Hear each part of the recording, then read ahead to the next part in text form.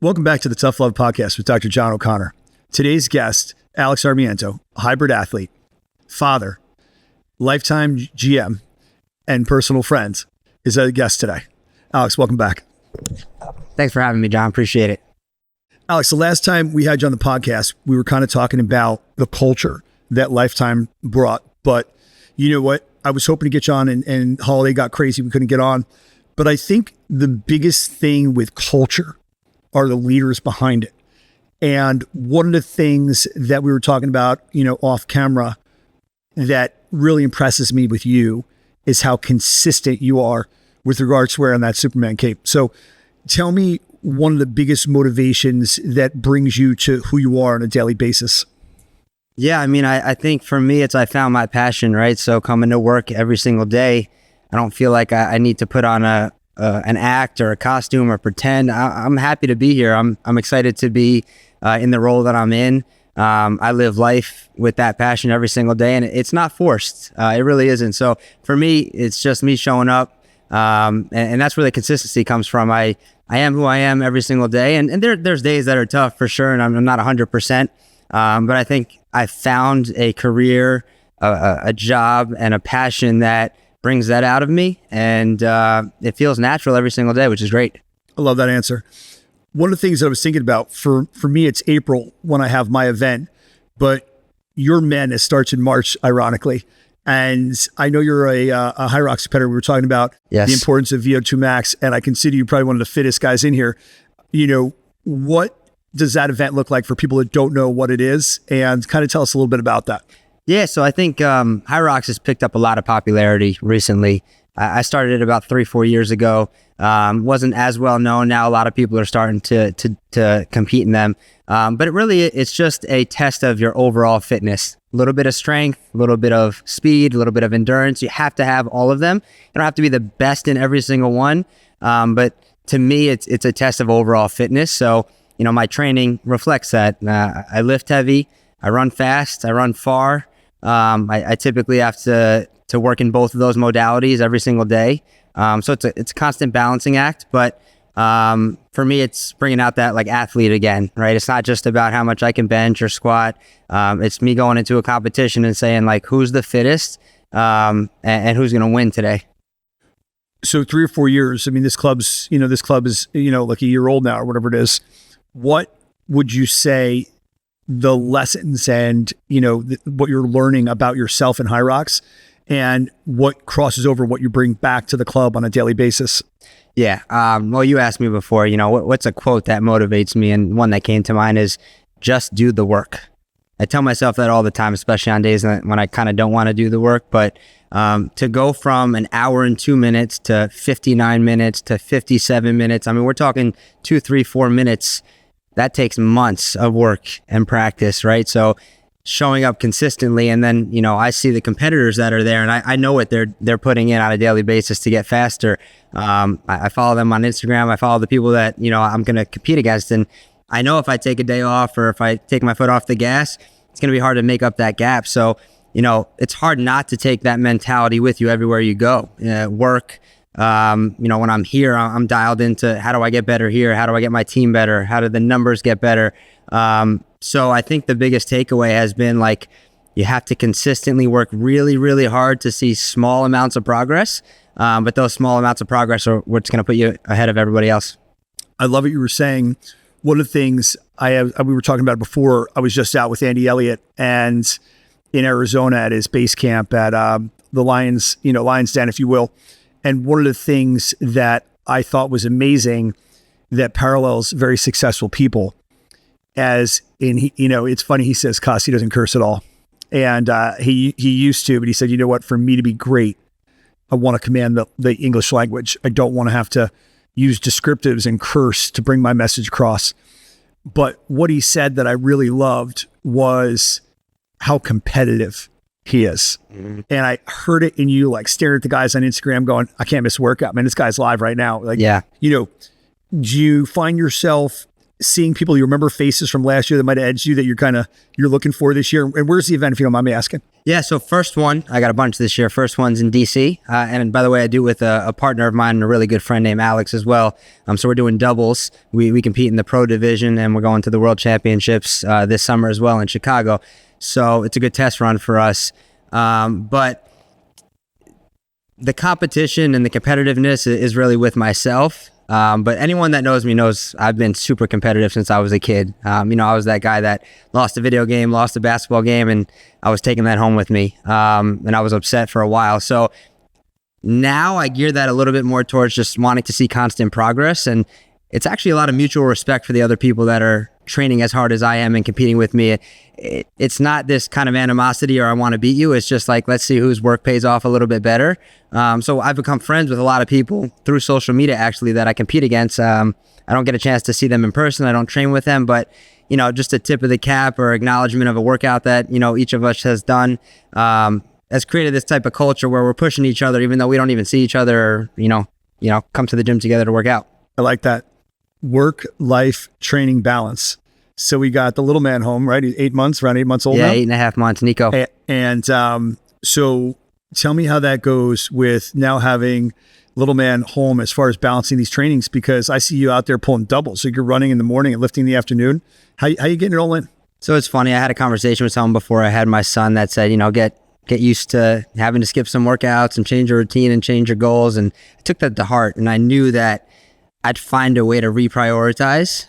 So for me, it doesn't look the same. Some days it's got to get up at 5 a.m. at 10-degree weather to go for a run because Nico gets up at 6, or, I put him down at 7:30, and then I go for a run outside or go for a lift. So for me, if it's important enough, I'll find time. I'll prioritize my day around it.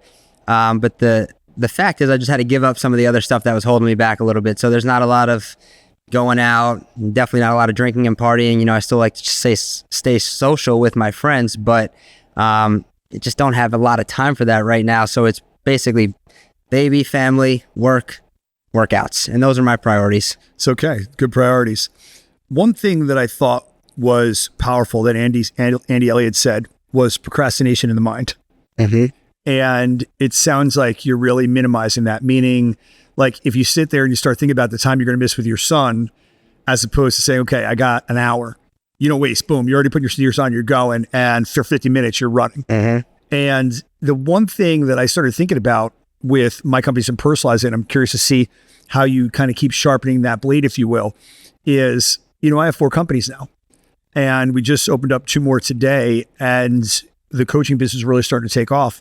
The one thing that I realized is when I procrastinate, not only am I slipping, and by the way, I'm getting ready for a fitness competition. I eat 8 times a day, which still blows my mind. Yep. Procrastination has been the fuel to failure for me. Mm-hmm. Meaning not so much, that I'm literally like, not just people's like, God, you know how much you do in a day? You're up at 4:30, this and that. Mm-hmm. But almost overthinking. Yeah.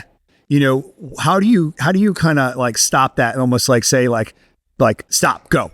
You know what I mean? And just kind of jump in. No, I get exactly what you mean. I mean, in the past, it would be like I'd spend a lot of time designing the perfect workout or, and now it's just, all right, I have 50 minutes, get out there and do something, right? And I kind of figure it out as I go, but I know I'm taking a step in the right direction just by doing it. And then for me, it's like, kind of don't have a lot of time to think and procrastinate. It just do, right? So that comes back to the quote, just do the work. The work doesn't always have to be perfect, doesn't always have to be planned. Just move forward in that direction. And so for me, it's just optimizing my time the best that I can and making sure that, perfect example is I've had times where the baby goes down for a nap and lasts a little bit longer than I thought. And all of a sudden I have a Peloton in my house and let's get 20 minutes on there, right? I haven't taken a nap since my son was born, which is a funny fact is, when I'm tired, everyone says when the baby sleeps, you sleep. When the baby slept, I worked and I trained. So now that's just my mentality. And I don't feel tired because I'm used to that now. And that's just been my routine. Excellent. Talking about this, I wanted to make sure we spent more time really summarizing or really showcasing the fact that you've added more training to your schedule. Your club is packed. Mm-hmm. You're, now a party of 3, mm-hmm. right? And you're getting it all in. and it seems like you're thriving. Yeah. What would you tell people that you run into when they come at you and they say that, or people are thinking about, how busy they are? What has been I know you say you don't think about it, but I mean, you have a cerebral job. You're managing, I don't know how many staff members are here, but you're managing a lot of people. You're interviewing a lot of people. You're maintaining quality. And then to be able to kind of do all the stuff you're doing, what would you tell somebody that's just trying to get going at anything? Such a good point. I think, it can feel overwhelming at times. And the first thing I would say is that it's not easy. Not every day is great, right? Like not every day it's that effortless. That's kind of the pitfall of social media for me. I feel like sometimes people feel like what they see on there is the only reality, right? I still have really tough days where it feels like a grind, but I would just say that when you're really focused and operating at a high level in one area of your life, I truly believe it kind of starts to carry over into another. So that's what's happened here. Fitness has always been my main fuel. And then it started to carry over into my work life, and I was better as a manager, better as a leader. And now I think I'm better as a father from what I've learned from fitness and from work. And they kind of all tie together. So I would say, like, don't think about how, time consuming all of those different tasks may be. Just focus on the one that you're committed to at that moment. And I guarantee you that will carry over into the next thing, right? So when I wake up and I train, I'm just focused on training. When I'm with my son or my wife, it's family time. And then when I'm at work, I'm really focused on work. And that's how I feel like I balance it so it doesn't feel overwhelming. I like that. One thing that we talked about that I want to hear your view on it, and I got you by a couple years. And I caught myself, and when I started kind of digging into the David Goggins and the Eric Thomas and the different motivational guys, and now Andy Elliott or Jocko Willink, a few years back, so many people are Superman, 8 to 4, 9 to 5, but from 5 p.m. to 9 a.m. when they get home, they already emptied the tank. Yeah. How do you balance that so that when you get home, you bring the same energy to them? Well, especially in a role like this, right? That my role as a general manager is member facing all day. I'm with my team all day. It's constant interaction. I really try not to spend a ton of time in my office just behind a computer. So it can be draining. Having said that, like I said before, this is my area of passion. So I feel like it almost fills my cup instead of drains it most of the days. But on the days that I am having a rough day and I go home, and they're going to happen, I try and catch myself in the moment when I know that, I'm not bringing my best self home. And that's happened a good amount, especially, with my wife. She does so much for our son and is an amazing mother. And some days I have to sit back and say, like, all right, I don't tell her that enough, right? And I think the difference now is I catch myself in that moment. And even if I come home and I'm not the best version of myself, if I go for a run or I do something like that, I usually come back and I notice that, I apologize for it, and I change that in the moment. So I would tell people it's not going to not happen. You can't get rid of that, but you can get better at realizing when it's happening and making sure you adjust. I like that. It's funny. I promised myself this year that not only I would compete in 1 or 2 shows, and I have 2 in April already lined up, but I'd make it a point to get to check the box. Like, I want to see Alex Atmiento live. I just saw Andy Elliott. Actually hired Andy as a business coach to really level up my ability to communicate to others. Sure. And really, they're masterful on how well they can personalize a topic and how well that they could literally grab it and like read a summary of this club and literally stand next to you and sell as good as you sell. Yeah. And embrace it. And I said, one of the things that they brought it back to was family first. And to your point, and I think you're going to get some brownie points if we can make that real wink, wink about being grateful for your wife. But they said that about whoever your significant other is. Say thank you. Appreciate them. Throw like a random kind gesture and catch them off guard, because we get so busy and caught up in it that sometimes we assume they think we're thinking it. But they can get, insecure in the role, so to speak, or feel underappreciated. So I think that's a great point. I've been trying to do it, and again, I was only there a week ago. I've been trying to do it with my staff as well. And I was telling you, because Simba's going to be coming in, we're going to get some pictures with your little man and my little man. But we just got a 2-month-old golden retriever. And it was funny. It was kind of like we came to Actually, I would say my daughter's probably got the most moxie in the house and came home with him. Yeah, can't say no to that. And, so when he popped out under her coat, we were like, she's like, meet Simba, and he's moving in. So after the 2-hour ride, I was like, all right, we got a dog. I had a little bit more notice before my son got here, so I was a little bit more prepared. But to your point, I think it is very easy to get caught up in your own goals and work and things like that, and forget to bring, that energy and that same love and care back home. And I'll be honest, I think a lot of my attention to that has come from a lot of the podcast and the listening that I do on my runs. So we talk about running and people always say, I don't know how you love to run. We spoke about this last time. It's not that I love to run, but I see the value in it. Not only am I getting fitter and working towards my goals, but a lot of what I learn and take from people happens in that time. And it's valuable to me. I like that. What's one of the things that if you could add into even your morning routine, let's sort of talk about that a little bit. Mm-hmm. Are you, what time do you usually get up in the morning? About 5:30 now. About 5:30? Yeah. And is that like you're up an hour before you need to be because you're training? Like what happens during that time? That's been the biggest transition for me because I used to love to wake up, do my cardio, go for a run first, come home, get things in order, make some breakfast, go to work. But now that's Nico time. So typically my wife is, she's a teacher and she's back at work. So she's up by 5:30 getting ready. She's out of the house by 7:30. So I am getting him up, changing him, feeding him, entertaining him for a bit, which is great because now it doesn't feel like a chore. I'm like, I know that's valuable time with my son that I'm very fortunate to have. And then once she leaves, I'm on dog duty. So I have a 110-pound pit lab mix that's like my other son. So I have to take him out, exercise him, feed him. Then by the time that's done, I might have time to sneak in a quick cardio session before work. Oftentimes I'll drive to work, pull over at Thompson Park, run 5 to 10 miles, drive right to work, shower, get to work. Some mornings I can't get a workout in the morning, but that's what I love about being here is there's no day that I can't find some time to get something in. And then optimally, I'll get a lift and do some strength training in the middle of the day during my lunch break. And those will be my 2 workouts. Got it.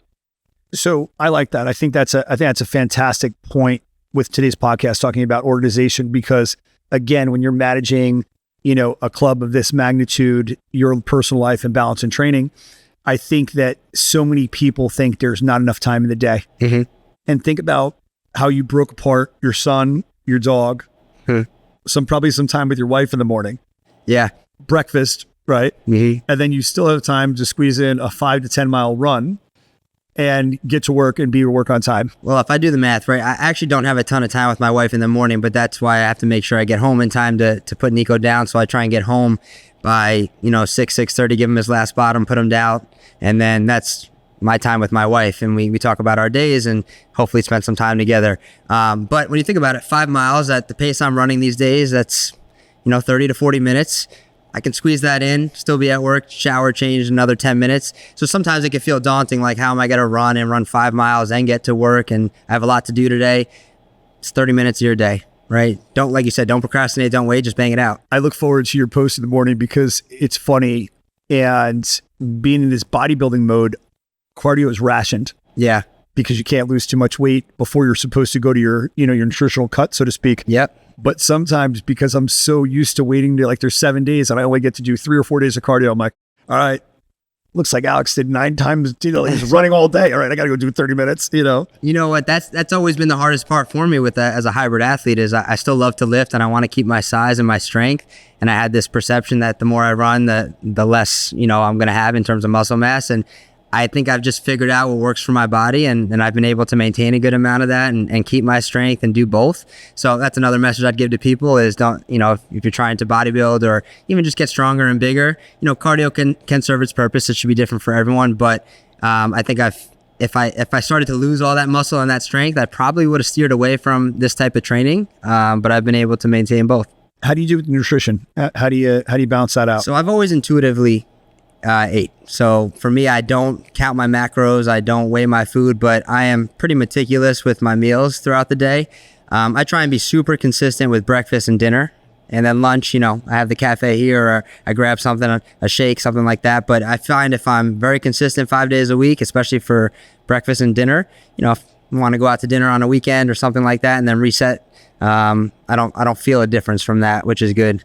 And the funny thing about that is running is a great neutralizer. Yeah. It's amazing how you could it can forgive a chicken parm on a Saturday night. It's so true. It's never been my mindset though. It's never like I'm going to earn these calories or I'm going to run them away. But I'm not going to lie, with how much I train, it is nice to know like I can afford that. Not only can I afford it, I kind of need it at the moment. But still want to put good calories. So I know you love steak as well. If I'm eating a fatty food or indulging a bit, it's still going to be a high quality food, right? I saw our mutual friend Tom hooked you up the other day. Yeah. Shout out to the Butcher's Block and that skirt steak. It was phenomenal.